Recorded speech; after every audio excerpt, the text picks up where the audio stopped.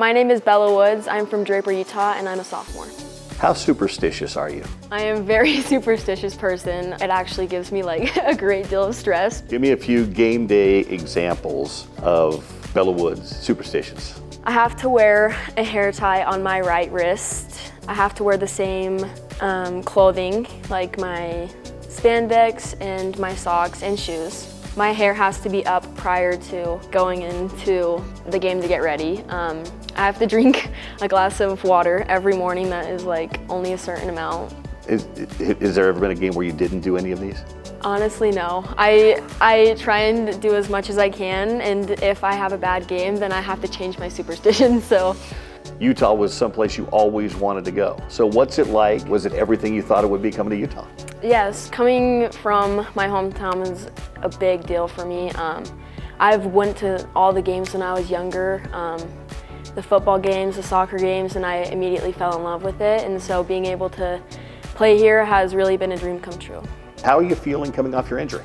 I'm feeling really good. Obviously, my injury was super challenging and it had a lot of mental toughness, but it was a rewarding experience to get to see what I can do.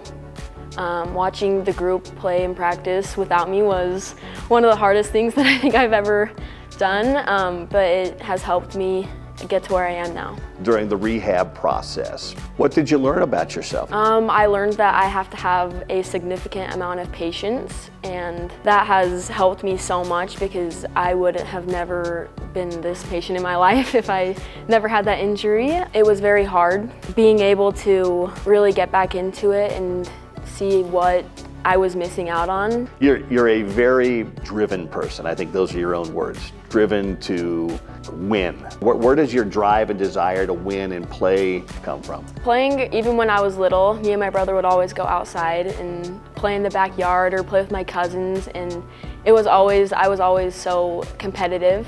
Playing with them has helped me learn how to never give up and just keep on going.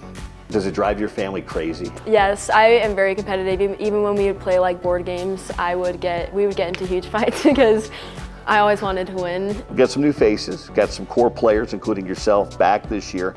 What are your expectations for the team this season? With the new faces that we have been a really good group. This is the best group that I think I've seen. My expectations are really high, but just keeping it simple. What are you expecting from the competition in the Big 12? It's going to be really challenging, but I'm really excited to see new teams and be in a competitive environment that is different from the Pac-12. It's going to be a new experience that I'm excited for. What does it mean to you to know that there's a lot of little girls in the stands that are coming to watch you and your teammates play and the impact you can have on them? Yeah, it means a lot to have little girls look up to us. I've tried to make an impact because every single time that we have these camps, they look up to us. The ball girls bringing out, like holding hands, running out to the field. It brings me happiness to see that they are so excited to be around us and to really just look up to us. It's a huge deal, especially with how much women's soccer is growing. BYU's a conference opponent again. Are you excited about that? I'm very stoked about playing BYU. I think the crowd that this game brings is massive, and being able to play against a competitive team is something that you always look forward to. Being in a very hometown rivalry is a great place to really show what you can do and what this team can bring.